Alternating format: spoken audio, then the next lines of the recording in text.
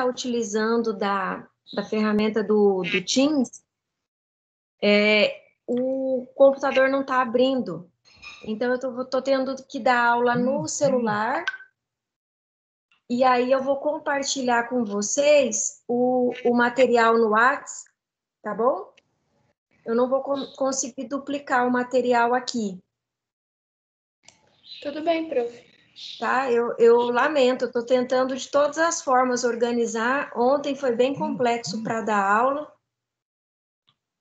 mas enfim. Tá? Tudo bem. Eu já vou colocar o material para vocês ali no grupo agora, tá? Prof, eu não Sim. consigo abrir a câmera. Esse aplicativo aqui que a gente entra pelo CPF, arroba do meio, que aí ele fica salvo no computador. Aí qualquer link que pega do Teams, ele já entra direto, né? Ele não habilita para abrir a câmera. Não, é igual o meu não dá a possibilidade do chat também, né? Isso, não tem também. Eu também não estou conseguindo, prof, abrir a câmera. Tá, não tem problema, tá? A prof vai colocar aqui para vocês, já estou postando o material, vai estar a aula 2, pessoal, por conta que a aula da semana que vem contou como aula 1, numericamente falando, né? Por conta da ementa, tá? Aí, sabe o que seria interessante a gente estar fazendo? Assistir a aula pelo celular e deixar o computador ligado para ir acompanhando o material. O que vocês acham? Pode ser, prof.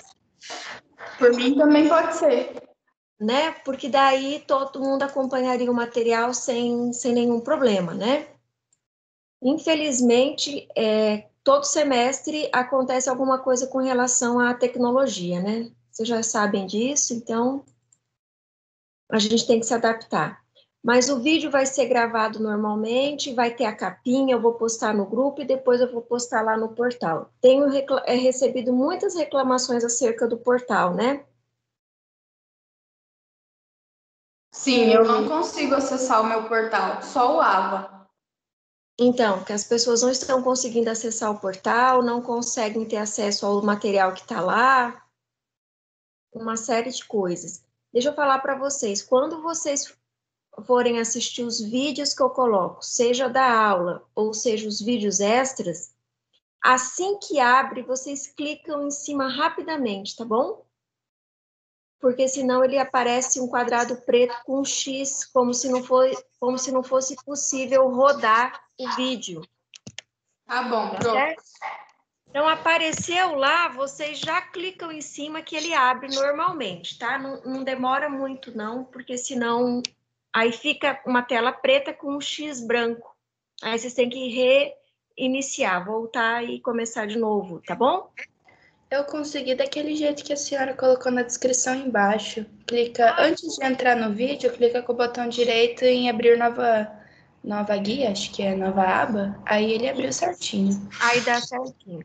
Hoje, por exemplo, eu acredito que até a hora do almoço eu posto a nossa aula gravada. Eu vou postar na aula 2, unidade 1, aula 2, pós-aula. Todas as nossas aulas serão nas pós-aulas, para não confundir vocês, tá? Tudo bem, prof. Mas a prof vai postar o vídeo e vai fazer o print e vai pôr no grupo, porque daí fica o caminho. Outra coisa que eu gostaria muito que vocês organizassem. Aí no computador de vocês, que vocês fizessem uma pasta com a disciplina e colocassem por ordem. Então, vai ter o conteúdo teórico, o slide e a aula ao vivo, para que vocês tivessem um material organizado para estudar para as provas. Porque acontece muito de... Bom dia, Larissa. Muito dos alunos falarem assim, eu não tenho material. E aí, conforme a gente vai avançando nas aulas, o que acontece? Esses materiais postados vão ficando muito para trás e os alunos têm preguiça de procurar. Então, se vocês puderem fazer isso, eu agradeço, tá? Se organizem como se fosse organizar num caderno.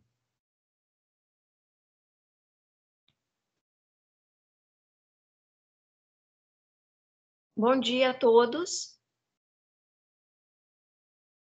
Pessoal, para quem entrou agora, eu pedi para os demais que busquem acessar a nossa aula ao vivo no celular e deixar o computador aberto para que vocês possam ir acompanhando o material que eu já postei lá no grupo no computador, porque o Teams está dando uma série de erros para nós professores, então eu não consigo entrar no Teams no meu computador para poder duplicar o material para vocês. Tá? Então, para mim não prejudicar vocês, eu já estou fazendo dessa maneira. Fica bom assim? Tranquilo, prof. Então, vamos para a aula teórica. Iniciamos hoje Direito Administrativo, aula número 2. Hoje é dia 2 de setembro. Nós vamos falar sobre as funções do Estado, princípios da legalidade, separação de poderes do Estado Democrático de Direito. Com relação a esse princípio da legalidade, não há necessidade de vocês ficarem muito preocupados, porque após o intervalo a gente vai ver todos os princípios. Interessante se vocês estiverem aí com uma anotação, porque após o intervalo são slides, é bastante longo, mas eu vou separar só os princípios para dar ênfase para vocês, tudo bem? Tudo bem, prof. Então, nós vamos falar agora sobre as funções do Estado, função administrativa, legislativa e judicial, bem como a função do governo. Governo na esfera federal, estadual e municipal. Nós somos governados, né? Governados municipadamente pelo prefeito.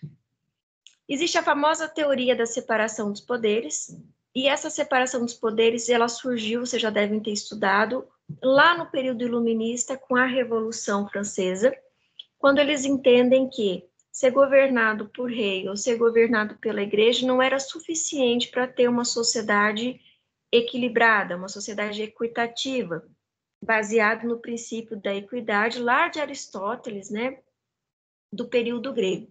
Então surge a separação tríplice do Estado, não é?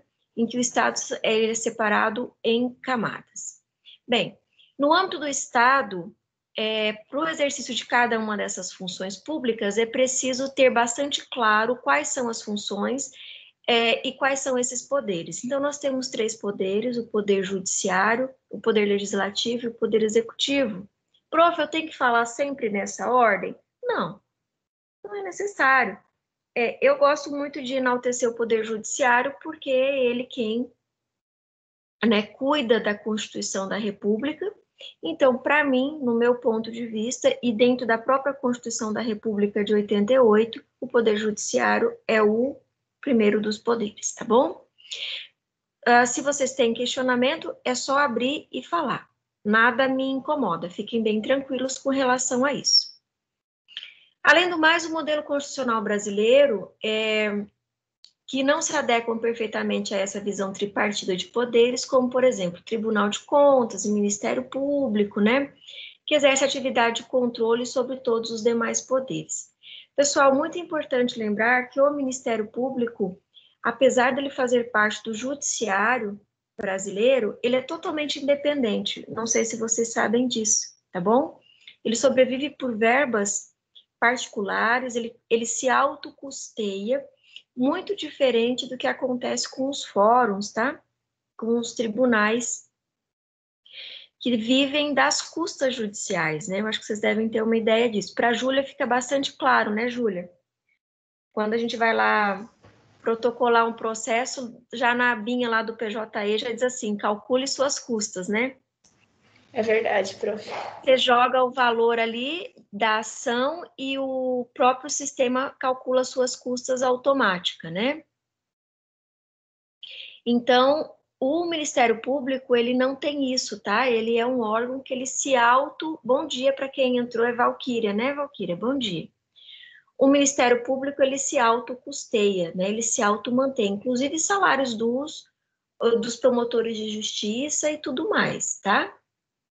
E assim como os TCs, né, que pode ser o Tribunal de Conta, o TCU, o Tribunal de Conta da União, o TCE, que é o Tribunal de Conta do Estado, ele também tem a função, né, a finalidade de fazer, vistoriar, né, eles fiscalizam esses 3 poderes. Então, prof, eu posso encaixar os TCs, né, os Tribunais de Contas e o Ministério Público dentro de uma classificação dos 3 poderes? Não. É como se os 3 poderes fossem o centro e eles orbitassem, né, fiscalizando. Por fim, se analisa os limites da competência do Poder Executivo, né? Nós temos o princípio da legalidade lá no artigo 5º e no artigo 37 da Constituição Federal, com destaque para a atividade que regula as agências reguladoras, relacionando os contornos do princípio da legalidade. Então, vejam bem, o Poder Executivo, né, ele tem função de regular as agências. De que maneira? Executando aquilo que foi legislado anteriormente. Então, item número 1, as distintas funções do Estado, sua função, os freios e contrapesos que é relacionado a princípio constitucional, tudo isso dentro do ordenamento constitucional brasileiro. Então, a teoria da tripartição, aquela que divide os poderes, né, em 3 escalas, realça a noção da separação dos poderes graças à influência de Montesquieu. Quem foi Montesquieu? Montesquieu, Jean-Jacques Rousseau, foram os grandes revolucionários do período iluminista. Então, foram eles, né, as figuras principais que deram origem, então, a esses 3 poderes, certo?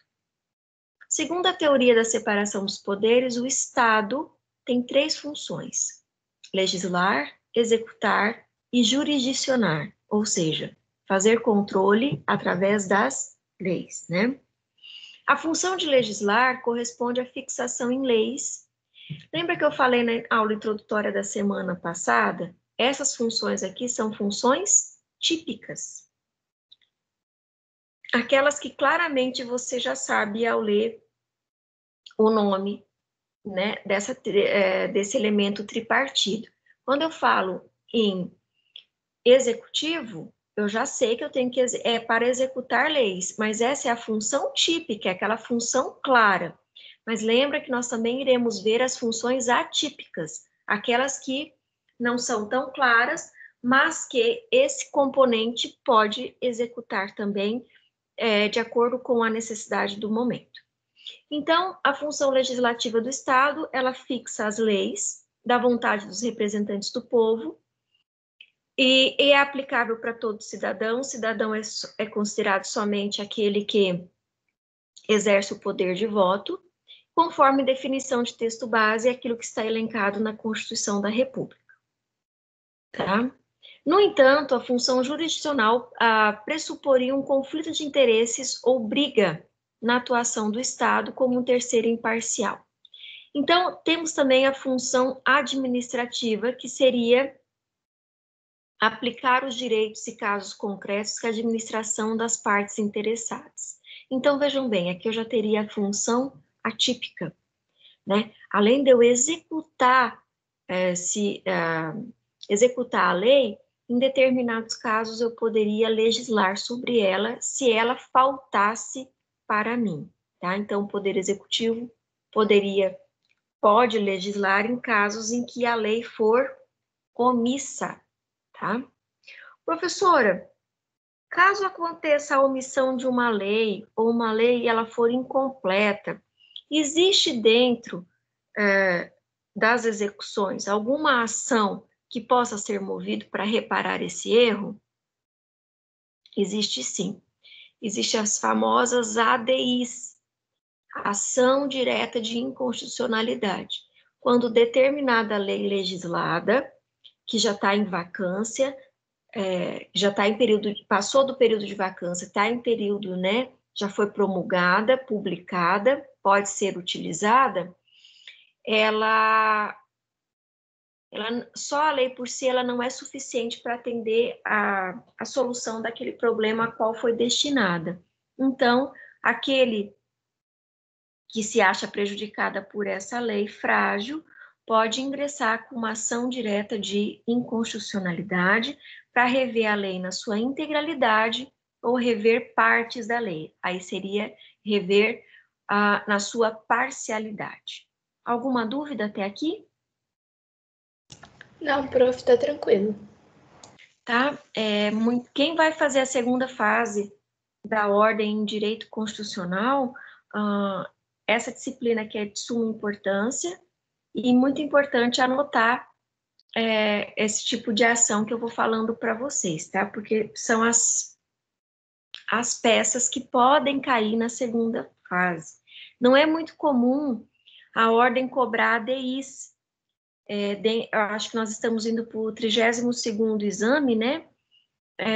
Até hoje, caíram 5 ADIs só. A segunda fase, dentro do direito constitucional, ela costuma cobrar mais mandados de segurança, tá bom? Mandados de injunção. Professora, com licença, tem um aluno nosso, o Adinho, ele está pedindo para a senhora aceitar ele na aula. Ele está no link errado, porque aqui para mim ele não aparece. Ah, tá, vou passar para ele. Tá? Obrigada. Muito bem. Alguns autores mencionam a existência da chamada função de governo, que seria aquela relacionada com as grandes questões políticas, tanto internas quanto externas, em termos de fixação de grandes linhas de ações públicas, como a prestação de serviços públicos, quanto coleta de lixo, fornecimento de energia elétrica. Tanto a função administrativa quanto a do governo, elas estão concentradas no poder de execução, ou seja, no poder executivo, tá? Porque o legislativo, ele já legislou como é que vai ser feito, mas o legislativo não pode sair lá da sua Câmara e ir até em loco e operacionalizar a execução do que ele já legislou. Então, por isso que nós temos 3 poderes, para que lembre que eu falei, tudo que eu estou falando aqui é teoricamente. Eu não sou ingênua, sei que na prática as coisas não funcionam tão bonitinho assim. Mas, enfim, cada poder tem a sua função direta e indireta, né, e que deveria ser executada na sua completude. Bem, entretanto, é preciso esclarecer os termos dessa divisão, pois afirmar a divisão dos poderes não implica uma distinção absoluta, já que se sabe que qualquer um dos poderes exerce, em certa medida, funções de legislar, executar e judicantes. Então, nesse caso, nós sabemos que os poderes têm as suas ações diretas, né? Mas, por algum motivo que foge, eles podem, né, exercer a função de outro poder, se assim for necessário, tá bom? Não quero que vocês fiquem chateados nesse primeiro momento com o excesso de teoria, mas vocês têm que entender bem o Estado e a sua formação e a sua origem. O Estado, ele se originou da onde? Da Revolução, né, do Iluminismo, da Revolução Francesa, tá, pessoal? Final do século XVIII, início do XIX, que também culmina com o início da Revolução Industrial. Nós temos grandes nomes aí, Jean-Jacques Rousseau, nós temos Montesquieu. Prof, por que esses nomes são tão importantes para mim? Porque eles caem na disciplina de filosofia do direito, tá? Vocês vão rever esses nomes lá na filosofia do direito, vão rever, inclusive, aqui, só um momento, fugiu o nome. O prof falou agora há pouco, já retorno. Então, vocês têm que ir associando a disciplina e os nomes para que vocês criem um novelo único de informação, tá? Todas as disciplinas, elas se autocomplementam. Então, os poderes, eles interferem, tá? Um nos outros. Você não tem como simplesmente isolar um poder do outro, tá? Eles, na verdade, eles se complementam, eles sofrem interferência, tá? É o famoso peso e contrapeso, checks and balances, que quer dizer em inglês a mesma coisa, né? Enquanto um está mais pesado, o outro está mais leve, em contrapartida pesa para o terceiro. Se a gente imaginar aí 3 grandes círculos, né, adentrando um no outro. O poder legislativo, ele exerce o poder sobre o poder executivo os seguintes mecanismos de fiscalização. Então, veja bem, eu legislei, eu criei a lei, a Valquíria é responsável por executar, né? Então, eu vou dar um exemplo de... agora ele entrou. Só um pouquinho. Não, é a Alessandra.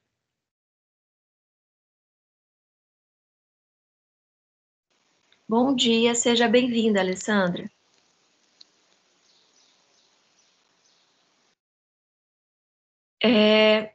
Vamos dar um exemplo do que nós estamos vivendo agora nesse período pandêmico com relação ao poder de fiscalização do poder legislativo.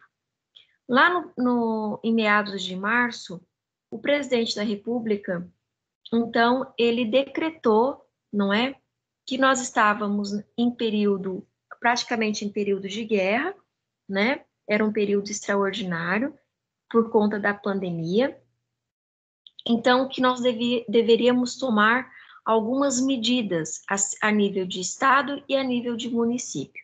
Nesse caso, ele legislou? Ele legislou, né? Ele promulgou um decreto.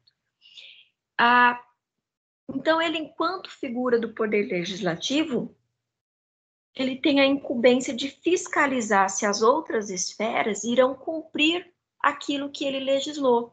Isso quer dizer o quê, professor?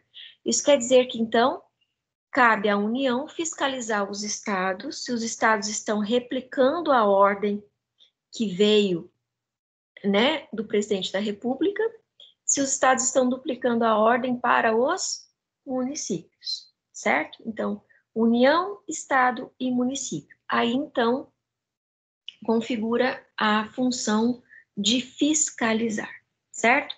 Além disso, também, nós temos, lembrando sempre que nós temos os tribunais de contas, que eles estão aí circundando em torno dos poderes e verificando realmente, fiscalizando, se as verbas que surgem, não é? Elas estão sendo destinadas de forma adequada para aquilo que foi decretado.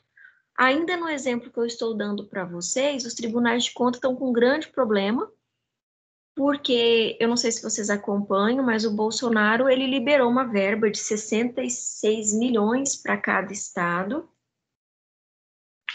a fim de que os estados pudessem dar conta da pandemia, né? Reabilitassem os estados por conta do prejuízo que a doença causou e está causando. Já sabe que está tendo destinação incorreta, verba que está sendo desviada. Então, prof, quem é que está fazendo essa fiscalização? É o Poder Legislativo? Nesse caso, não.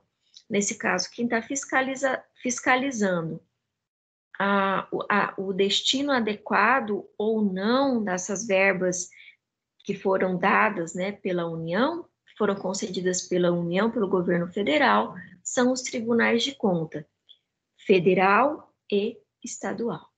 Alguma dúvida até aqui? Prof, os tribunais de conta, eles também são independentes igual ao Ministério Público ou não?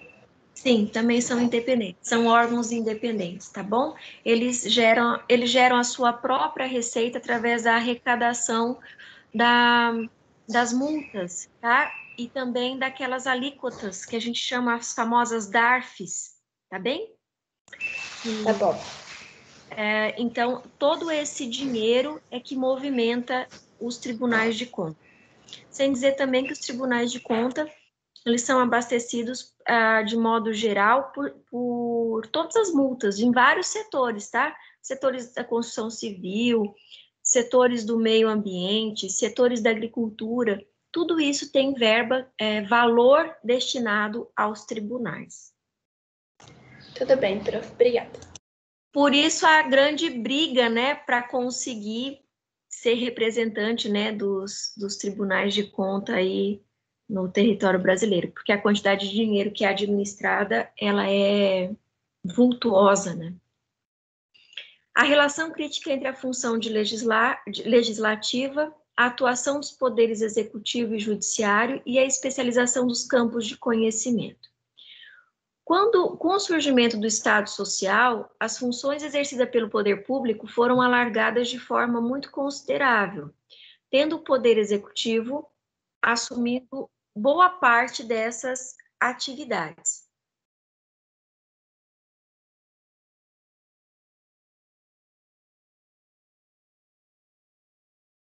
Seja bem-vindo à nossa aula.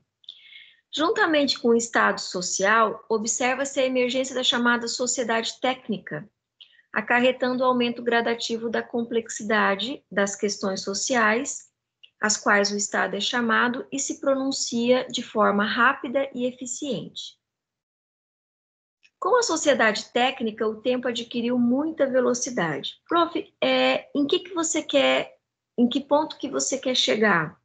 Eu quero dizer para vocês o seguinte, que hoje, para vocês terem uma ideia, não se leva mais 180 dias para você ter conhecimento de uma lei que foi publicada. Hoje uma lei ela é publicada no Diário Oficial e no mesmo dia você tem acesso, né? Basta você buscar pelo Diário Oficial daquele dia. Então, veja bem, hoje, tudo aquilo que é feito tem uma velocidade muito grande, né, de repercussão. Então, você entabula uma lei ou você busca por uma liminar, rapidamente você tem resposta. E eu digo para vocês, eu não sei quantos de vocês estão atuando já operacionalizando o direito, com a pandemia, o direito ele já era rápido, ele já estava sofrendo uma revolução tecnológica 4.0. É a única ciência que vive essa revolução hoje. Com a pandemia, passou a ser acelerado e vai se tornar cada dia mais acelerado. Então, para vocês que vão operacionalizar o direito daqui a alguns anos, se preparem, tá? Hoje em dia, você não fica mais esperando 10 dias para a manifestação do juiz via online. Você peticiona hoje, no máximo em 2 dias você já tem resposta no processo, tá? Então, tudo muito ágil, que é o que está acontecendo com o chamado Estado Social, né? A resposta hoje da sociedade, ela é dada de forma emergente, ela é muito ampla também.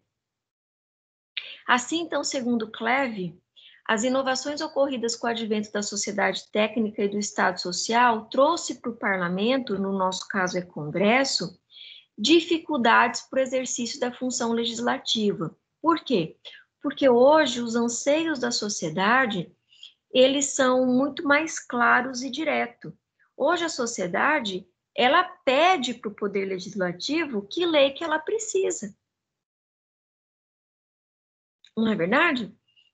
Quando nós imaginamos os famosos crimes cibernéticos, e a gente vê que nós já temos algumas leis específicas, como a lei Caroline Dickmann, né, que fala sobre a preservação e a privacidade, né, das informações, nós estamos falando sobre quê? Estamos falando justamente sobre essa rapidez com que o legislativo tem que operacionalizar, buscando responder o clamor da sociedade, até porque as leis são feitas para os cidadãos, tá? E não os cidadãos que têm que se adaptar às leis.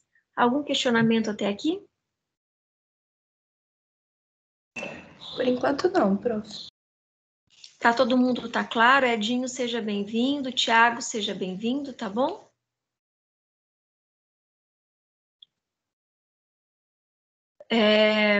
Para vocês que ingressaram agora, eu organizei com o restante da sala que assistam a aula pelo telefone e deixo o computador aberto com o material que eu posto no grupo, porque por algum momento, eu não sei se a linkagem que eles fizeram do professor no portal, o Teams não abre mais para mim. Vários professores estão tendo esse problema, não abre no computador. Então, eu não consigo duplicar o material para vocês. Mas, assim, eu já encaminho com antecedência o conteúdo, vocês conseguem ter acesso ao material no tempo hábil. Tudo bem para vocês?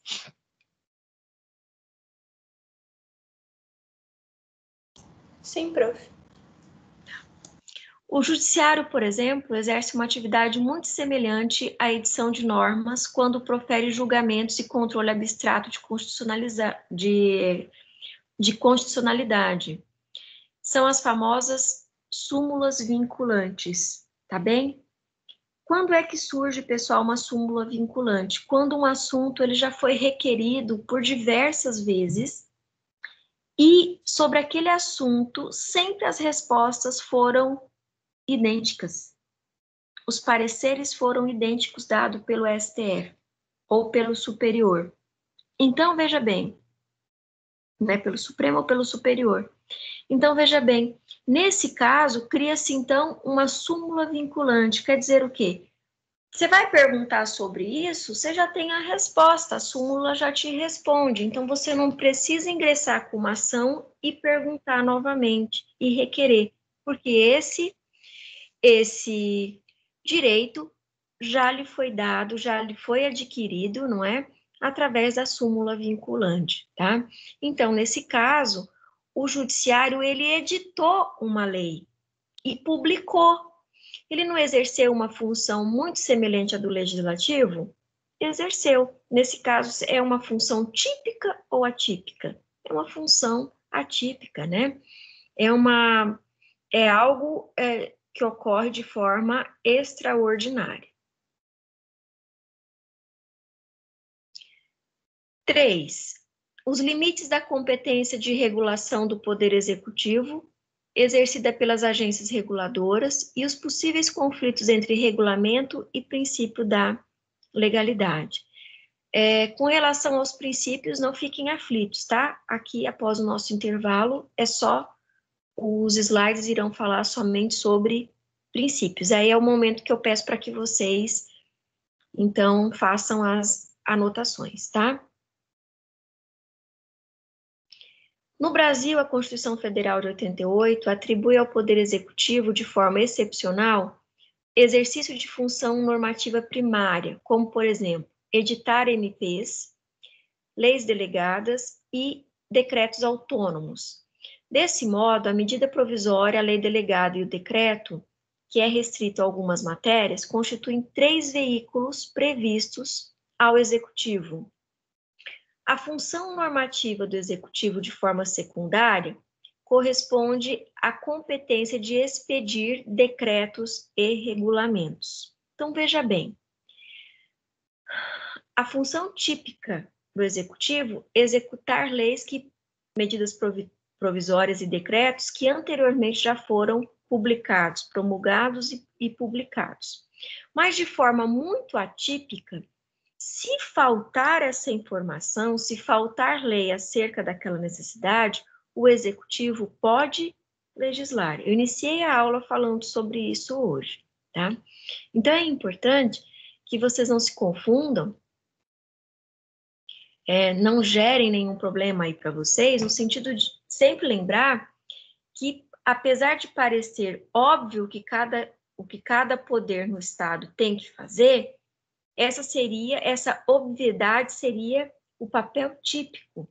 Mas os poderes também podem exercer funções atípicas, né? Quando um poder acaba entrando no outro, né?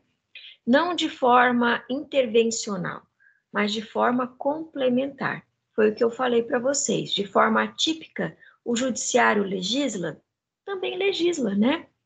Quando eles dizem assim, olha, chega de perguntar sobre esse assunto, vamos formalizar através de uma súmula vinculante. Vai lá e edita a súmula. Nesse caso, ele legislou sobre o tema.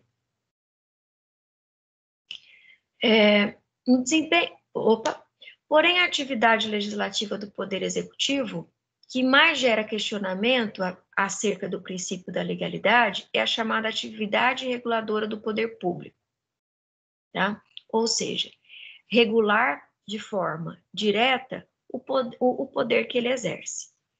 No desempenho dessa atividade, as agências reguladoras foram dotadas de competência para estabelecer normas de regulação da atividade. Quer dizer o quê? A ANA, a Agência Nacional de Águas, a Anatel, a ANEEL, eles possuem competência e autonomia própria de se autorregularem. Isso quer dizer o quê?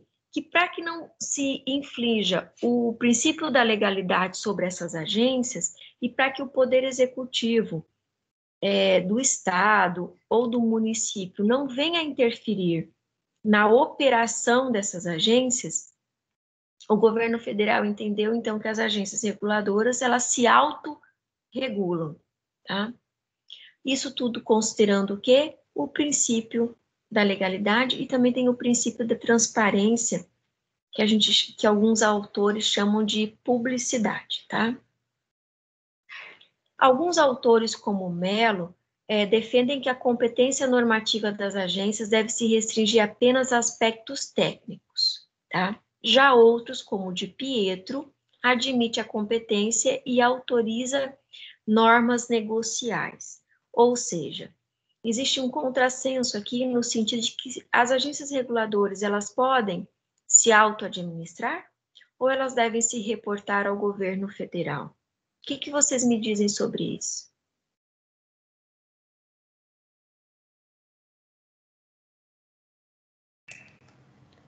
Eu acredito que elas têm que se reportar ao governo. Porque a administração, porque já foi o governo que as criou, então a administração seria a forma delas, como é que fala? Reportarem ao Estado o que elas estão realmente fazendo. Uma forma de regulação. Exatamente.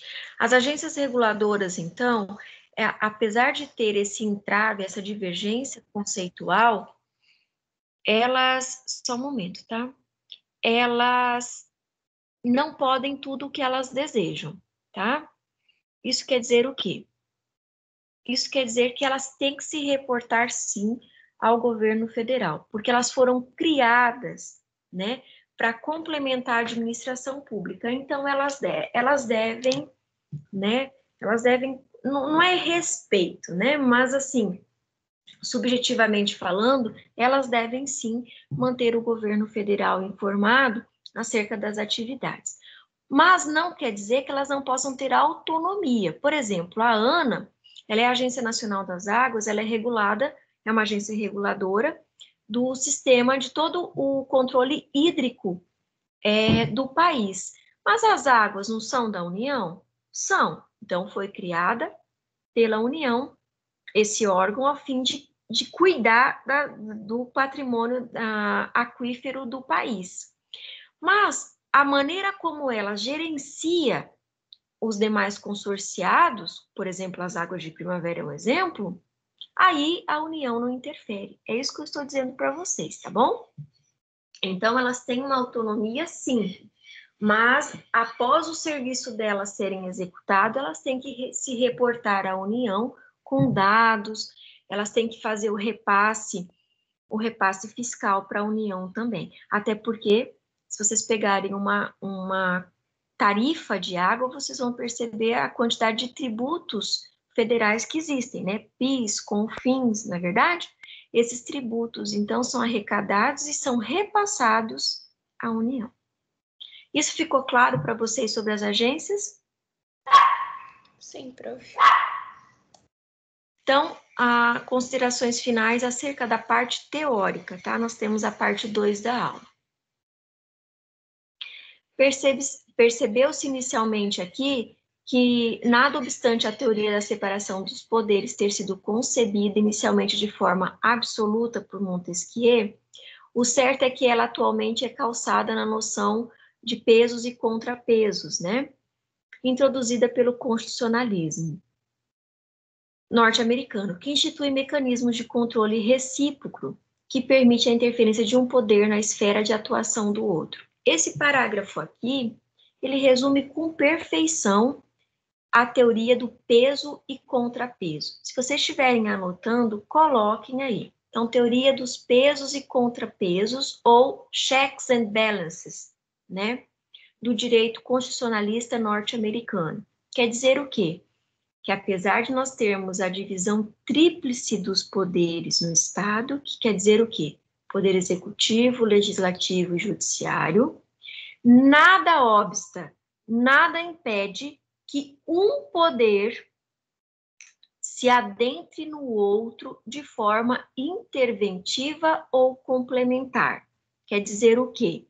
Então, aí surgem as funções atípicas dos poderes. Tipicamente, ou seja, isoladamente, cada poder tem a sua função definida. Mas para garantir o bom andamento desse estado, os poderes podem interferir um no outro para balancear, tá? Para, então, exercer a função do peso e do contrapeso, tá? Isso ficou claro? Ficou, prof. Tá? Na verdade, são freios e contrapesos, tá? Façam essas anotações para que depois não surjam dúvidas durante as nossas avaliações, tá? Viu-se também que a separação de poderes por ela sugerida é uma divisão que não implica uma distinção absoluta, já que se sabe que qualquer um dos poderes exerce, em certa medida, funções de legislar, executar ou judicantes. Também se enfatizou aqui no nosso texto que o sistema constitucional brasileiro contempla variantes que não se adequam perfeitamente a essa visão tríplice, em especial quando se trata da função administrativa, como, por exemplo, os tribunais de contas e o Ministério Público, que possuem funções de controle, mas que não se enquadram em nenhuma das esferas do Estado. Na verdade, os tribunais de contas e o Ministério Público orbitam em torno, né, dessa tríplice do Estado.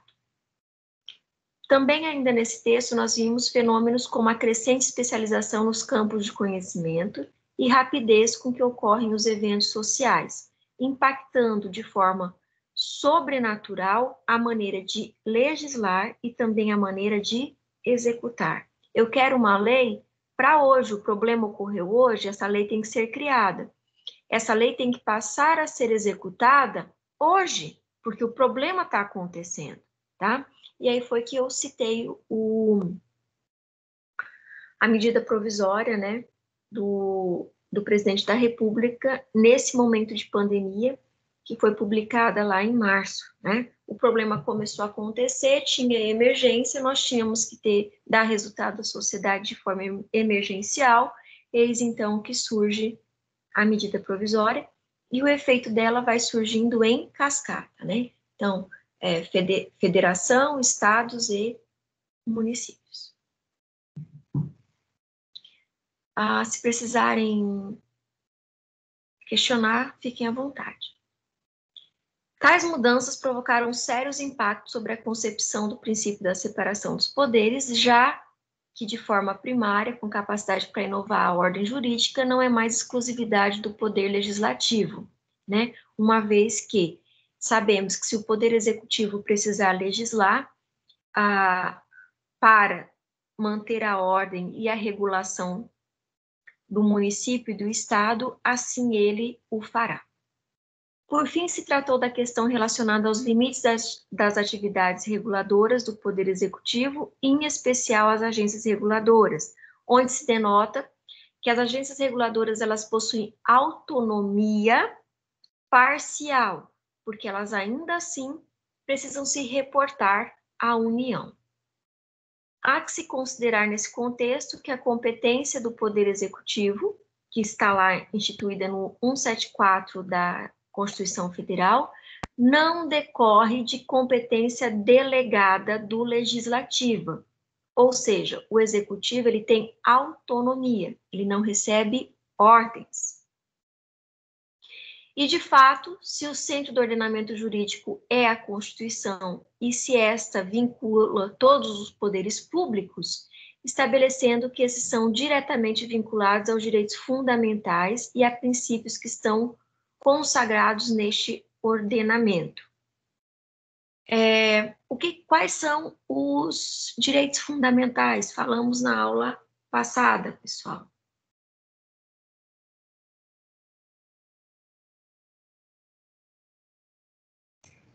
Direito à vida, à saúde, moradia. dignidade da pessoa humana. Seria esses, né, prof? Educação, saúde, alimento, né?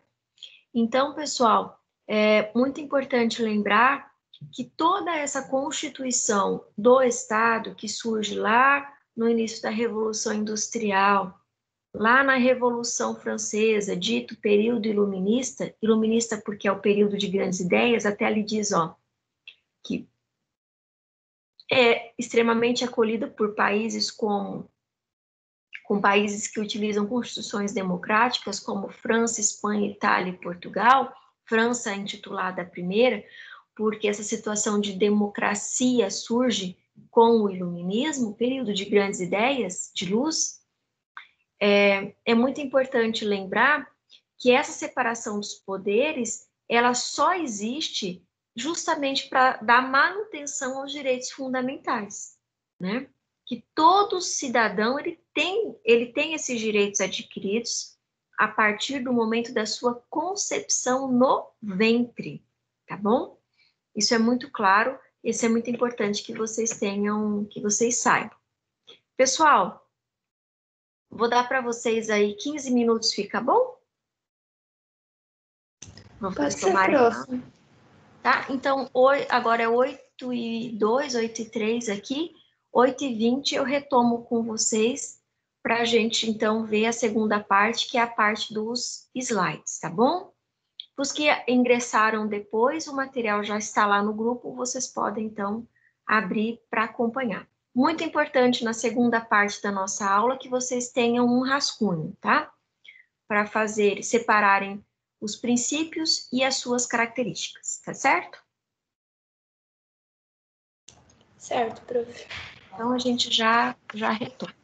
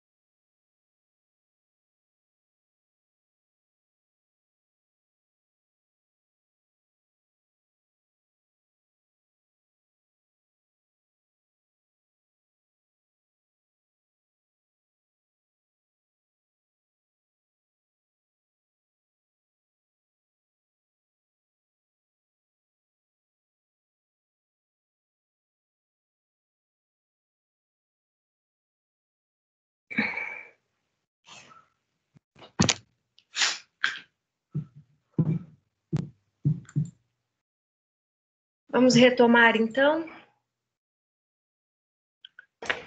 Vamos. Princípios constitucionais, então. Se vocês abriram o slide aí, vocês vão ver que tem uma quantidade grande, né? Mas eles vão citando os princípios e aí nós temos que retirar deles as partes mais importantes para que vocês possam estar estudando. Então, olha ali, o artigo 37, então, cópia, né, de lei, diz que a administração pública direta e indireta de qualquer dos poderes da União, dos estados, do Distrito Federal e dos municípios, deverá obedecer os princípios da legalidade, da impessoalidade, moralidade, publicidade e eficiência. Então, nós temos aí pelo menos 5 princípios, não é? Que devem ser observados por vocês durante esse período. O artigo 2º diz assim, da Lei 9.784 de 99, que a administração pública obedecerá, dentre outros, aos princípios da, aí aqui ele aumenta, legalidade, finalidade, motivação, razoabilidade, proporcionalidade, moralidade, ampla defesa, contraditório, segurança jurídica, interesse público e eficiência. Então, aí nós ultrapassamos os 13, né? Depois é interessante que vocês coloquem isso no caderno de vocês, tá certo? Podemos dar início ao primeiro, então? Sim, prof. Vocês já vão fazendo... Prof. Oi? Prof, a Valquíria falou que a internet dela caiu e ela tá tentando entrar na aula e não tá funcionando. Para mim ela não apareceu no lobby ainda. Aí vocês vão fazendo, então, as anotações de vocês. Então, número 1, vocês podem colocar, né? É interessante que antes de iniciar o princípio, que vocês coloquem o artigo 37 e depois complementem com o artigo 2º da lei, porque aí vai ficar bem claro para vocês, tá? Então, o princípio da legalidade diz que tudo só será feito, só será cumprido mediante lei. Ou seja, tem que ser legal, né? Tem que ter origem em uma lei. Aonde que nós podemos tirar confirmação desse princípio? Em que lugar está esse princípio na Constituição Federal? Artigo 5º, né? Ninguém será obrigado a fazer ou deixar de fazer alguma coisa, senão em virtude de lei. Não há crime sem lei anterior que a defina, nem pena sem prévia cominação legal. Então, eu não posso dizer que é crime se não tiver escrito, tá? Se não estiver descrito. Eu não posso definir, enquanto juiz, enquanto promotor público, qual é a pena, se essa pena não for cominada em lei, ela não estiver definida. Então, o princípio da legalidade, né? Relação legal, artigo 5º da Constituição Federal. O que é o princípio da legalidade? Né? Que o direito administrativo nasce com o Estado de Direito e a administração só pode ser exercida em conformidade com a lei. Alguma dúvida? Por mim não, prof. Aí ele complementa aqui que nós, na administração pública, não podemos fazer nada por voluntariedade, ou seja, por vontade própria, mas sim e somente sim realizar atos concretos que estejam definidos em lei.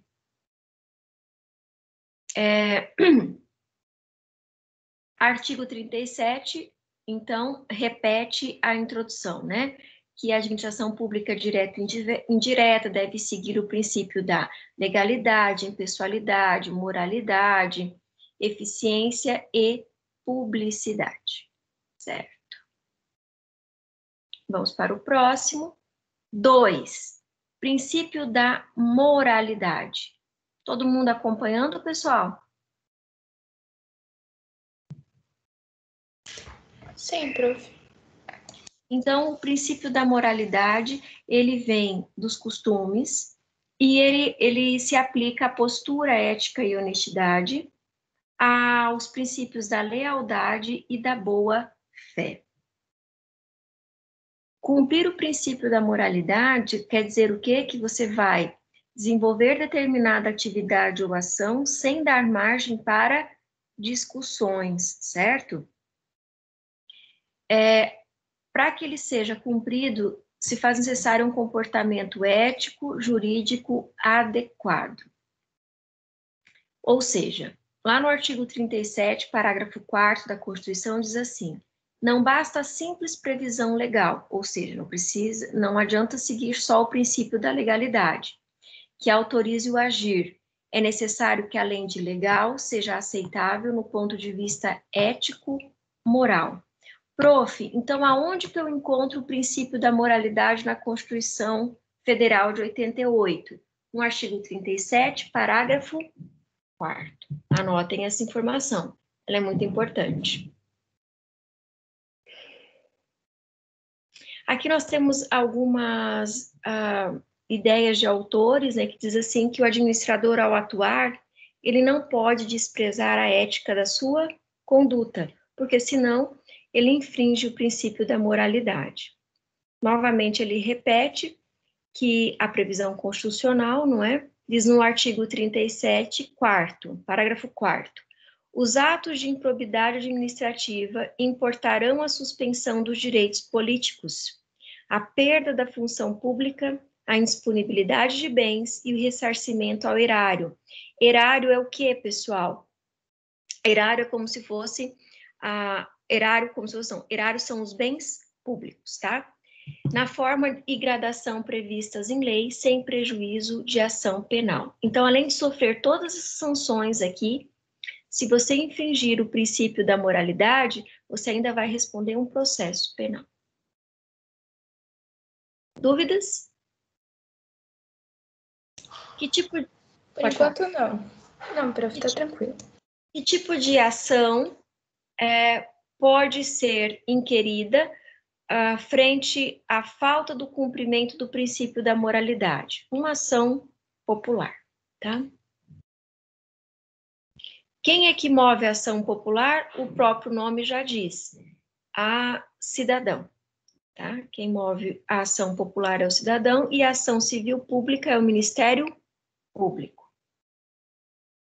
Muito bem, já sabemos aonde encontramos. Agora vamos para o próximo.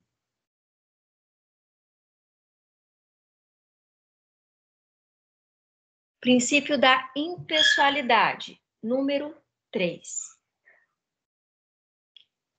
Eli Lopes Meireles define o princípio da impessoalidade como sinônimo do princípio da finalidade, em que se impõe ao administrador público que só pratique o ato para o seu fim legal. Então, como isso aqui, o princípio da impessoalidade ele é um pouco mais complexo, né? Que quer dizer que, primeira coisa, você só pode concluir determinada ação se ela estiver prevista em lei. Para cumprir essa determinada ação, você tem que cumprir o princípio da moralidade. Você tem que exercer essa ação com ética. Tendo lei, atuando com ética, você ainda assim só pode praticar o ato de forma impessoal. Ou seja, você tem que abandonar os seus interesses para que essa ação se concretize de forma efetiva. Eu vou mandar fazer essa praça aqui no bairro porque a minha mãe mora ali e a praça vai ficar de frente à casa dela. Eu estou sendo impessoal? De forma alguma, né?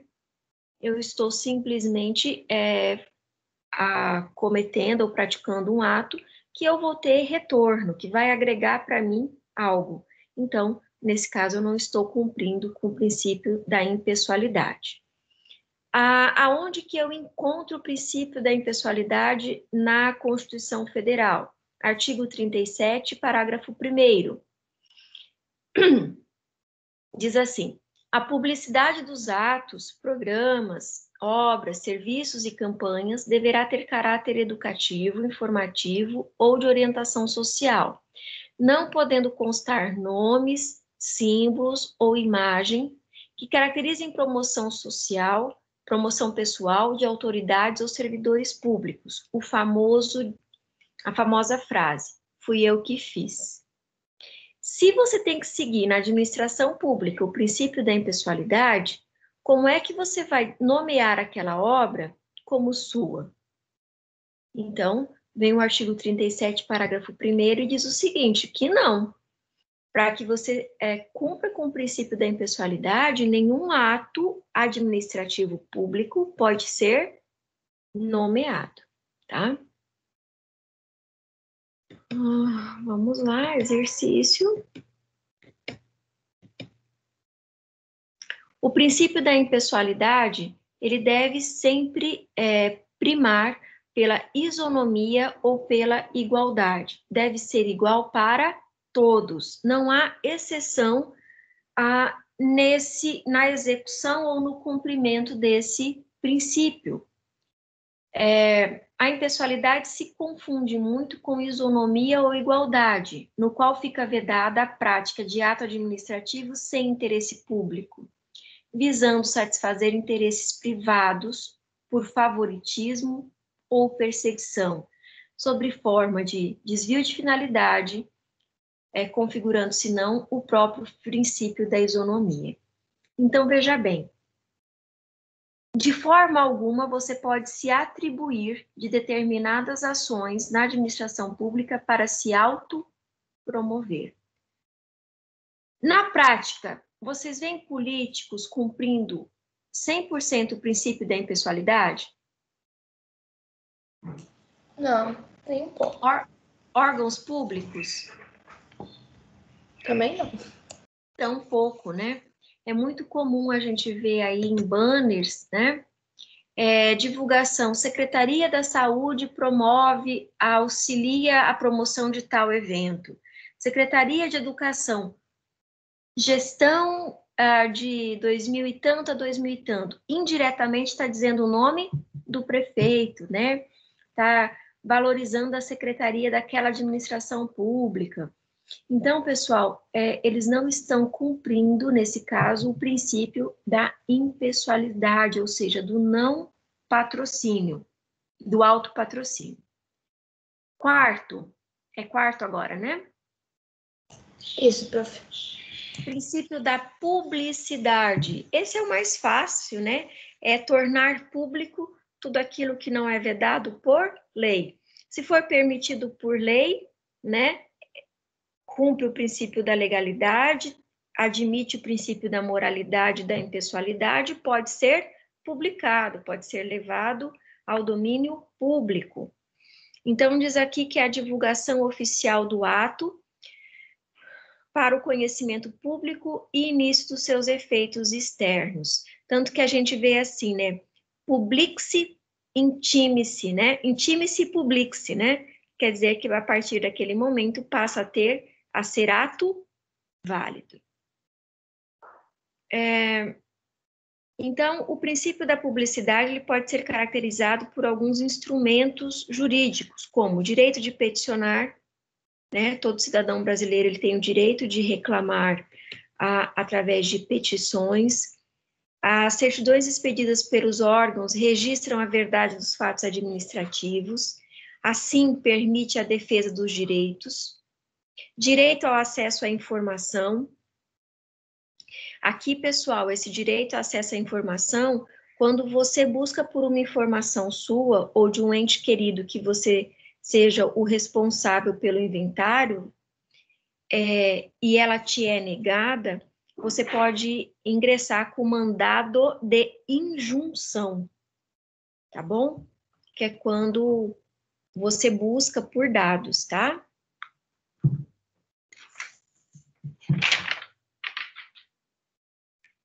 Alguma dúvida?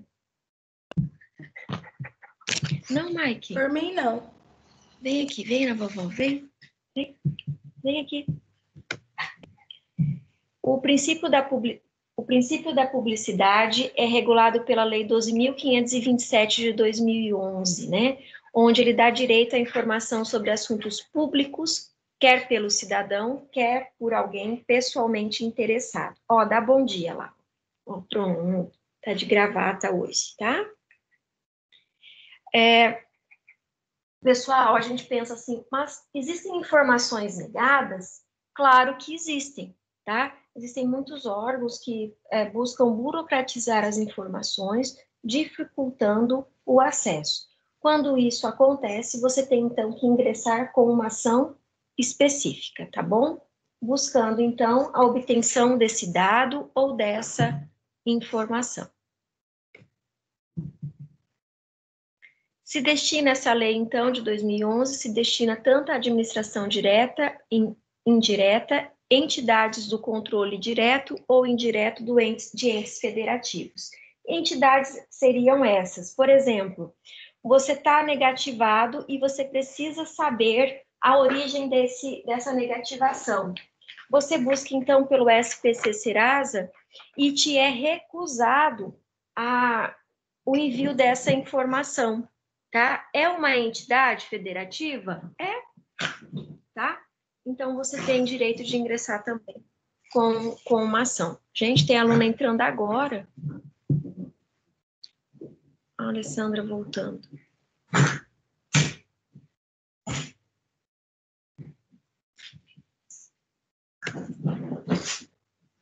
Lei de acesso à informação, então, regulamenta duas formas de publicidade.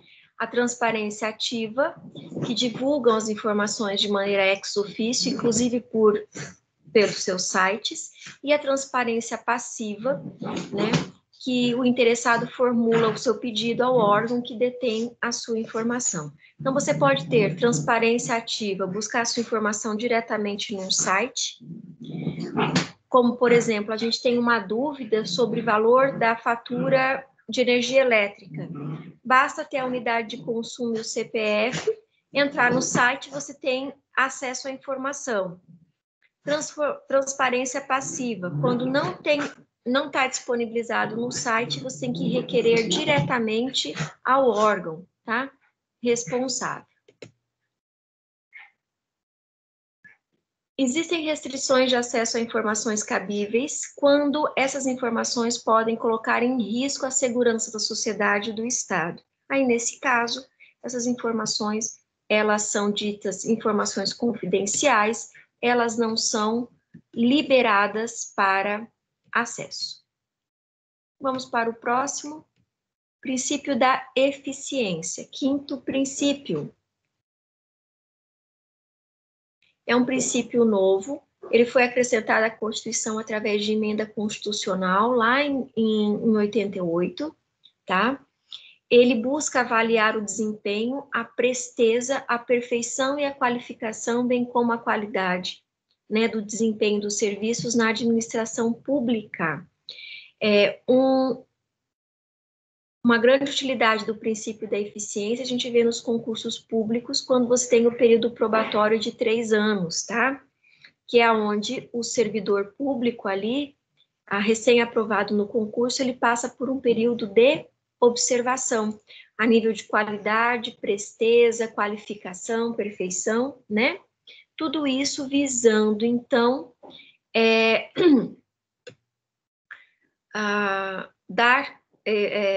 realmente praticar o princípio da eficiência, tá? Alexandre de Moraes diz que o administrado poderá exigir da administração pública o cumprimento de suas obrigações da forma mais eficiente possível, né? Horário, atendimento, qualidade de pronunciamento, emissão das informações. A gente sabe a quantidade de reclamações nos órgãos públicos. Nós ainda não precisamos do INSS, mas não é incomum a gente ver as pessoas reclamando da prestação de serviço do INSS, ou seja, eles não cumprem o princípio da eficiência. Se o órgão existe, esse órgão está ali para prestar serviço de qualidade. Alguma dúvida, pessoal, com relação a isso aqui? Por enquanto não, prof. Tá. Então, voltando aqui. A respeito da eficiência quanto à ação administrativa, ela atinge materialmente os seus fins lícitos e por vias lícitas. Também quando o administrado se sente amparado e satisfeito na resolução dos problemas, que de forma ininterrupta ele leva à administração. A gestão burocrática. De acordo com Weber, a dominação é um dos elementos mais importantes da ação social na grande maioria dos casos. Leva a uma relação associativa racional. Quer dizer o quê? Se eu já sou um agente da administração pública e esse órgão é procurado, normalmente a gente tem uma falsa ideia de que eu não preciso trabalhar com qualidade, entregar minha prestação de serviço com qualidade. Isso aí, o Weber diz que se dá por conta da ideia de que se associa ao racional. Eu já estou ingressado aqui na administração pública, eu já passei por um concurso, então pouco me importa como o meu trabalho vai ser entregue. Nesse caso, então, deixa-se de cumprir o princípio da eficiência, tá?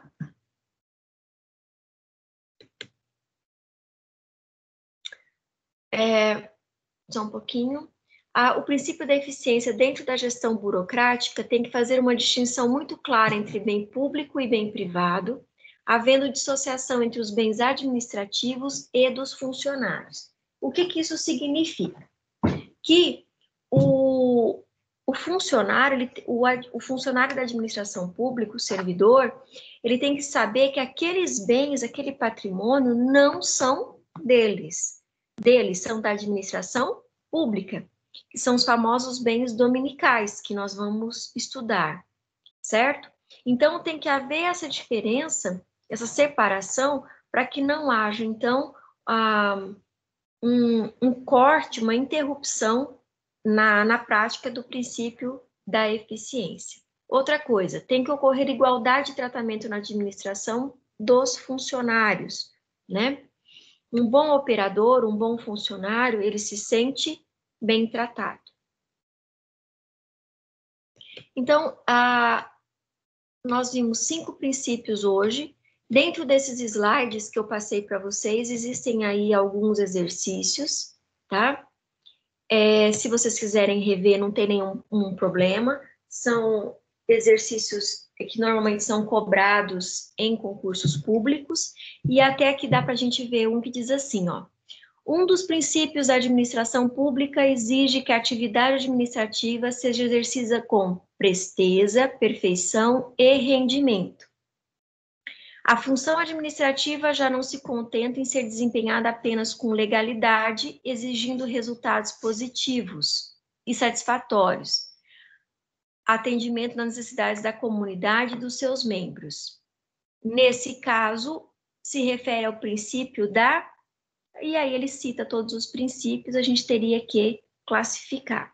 Como nós estamos debatendo sobre ele, fica fácil dizer sobre qual princípio estamos falando, tá? Mas são atividades que vocês podem rever para ajudá-los na própria avaliação. Deixa eu comentar com alguns que não estavam na aula da semana passada. Com relação à avaliação número 1, a parcial 1, ela provavelmente vai vir com peso de 1000 pontos, mas vai ser avaliado, a nota na avaliação vai ser apenas de 500. O restante da pontuação, pessoal, vocês vão obter desenvolvendo as atividades do portal. Prof, mas só na sua disciplina? Não, vocês têm que ter a unidade 1 de todas as disciplinas completas, tá bem? Para que vocês possam, então, usufruir desses 500 pontos. Alguma dúvida? Prof, a senhora falou que são 13 princípios, certo? Uhum. Nas outras aulas a gente vai ver o restante dos princípios? Não, eu citei eles, eu enfatizei os principais, e aí os demais vocês podem fazer por pesquisa, tá? Tudo bem. Vocês podem buscar por pesquisa, porque eles já foram apontados. Esses 5 são os que fundamentam a Constituição. Então, são a base da Constituição. Isso quer dizer o quê? Vou voltar a falar. Quando vocês forem fazer a prova da ordem e vocês optarem pelo direito constitucional na segunda fase, esses princípios eles já devem estar lá grifados, tá? Apontados na Constituição Federal, porque normalmente não, sempre, toda vez que vocês vão peticionar, vocês vão fazer indicação direta a esses princípios, vocês vão se utilizar, né? O princípio fundamental sempre é o da legalidade, né? Você só pode se utilizar, você só pode se basear se esse princípio estiver instituído, se for baseado em lei. Então, princípio da legalidade. Certo? Na próxima aula, nós vamos manter a mesma orientação. Eu vou colocar para vocês o conteúdo no grupo, e aí depois a gente acessa pelo telefone, porque, infelizmente, enquanto não estabilizar o Teams, não dá para mudar a utilização da ferramenta. Então, nós vimos hoje o que é Estado e vimos também alguns dos princípios. Nesse momento, eu abro a discussão.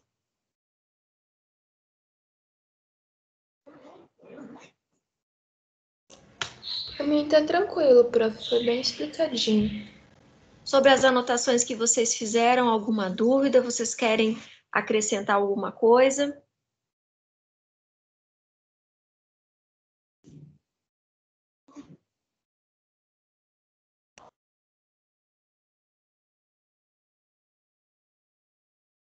Então, vou retomar algumas orientações para os alunos que entraram de forma mais tardia, que no portal já tem vídeos extras, tem um modo de instrução para vocês assistirem. Essa aula gravada de hoje, eu vou colocar no portal sempre na pós-aula, os vídeos ao vivo. Hoje, para que vocês saibam procurar lá, eu vou postar o print, né, de aonde eu postei o caminho, que eu postei no grupo. Eu pedi também para os alunos no início da aula que vocês organizassem uma pasta e colocassem o conteúdo das aulas, certo? O conteúdo teórico, os slides e também as aulas ao vivo anexados nessa pasta com o nome da disciplina, como se fosse um caderno online, para que vocês tivessem tudo organizado para a data da prova. Isso por quê? Porque não é incomum alunos um pouco menos despercebidos depois alegarem à coordenação que não tem conteúdo postado no portal, que não tem vídeo aula, que não acessou, que não teve aula nenhuma. Então, eu não gostaria que isso acontecesse conosco, tá certo? Vocês ficam com alguma dúvida? Vocês gostariam de alterar algum procedimento, alguma coisa? Por mim, não, prof. Eu gostei do método de ensino da senhora. Certo. Os demais, eu gostaria que se manifestasse também? Por mim também, esse método de ensino tá bom. Dá para ser bem expresso, né? Quando for explicar os conteúdos. Para mim tá ótimo. Você conseguiu fazer as anotações, os apontamentos? As anotações eu não anotei porque eu já entrei, já eram umas 8 horas. Mas eu vou estar revisando os vídeos, esses que a senhora está gravando, e vai postar no portal. Sempre eu reviso porque eu faço anotações no caderno. Isso mesmo. E serem bastante organizados, pessoal, porque facilita muito, né, aí a preparação para a avaliação. Nós teremos Larissa, Tiago, Edinho, Andréia, Ketli, vocês têm algo para falar? Alguma alteração que vocês gostariam que fosse feita?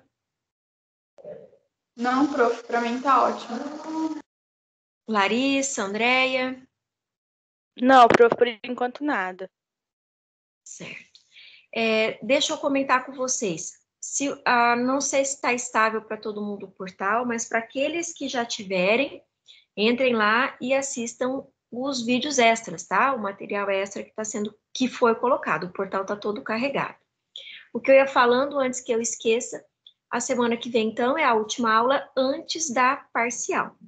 Eu estou tentando organizar a prova toda de modo online, então também eu vou publicar o link no portal, mas vocês não se preocupem que no dia da aula, sem ser semana que vem, na próxima, a gente entra no Teams, dá boa noite, tudo certinho, e eu coloco o link também no grupo, tá certo? Para que nenhum aluno fique prejudicado.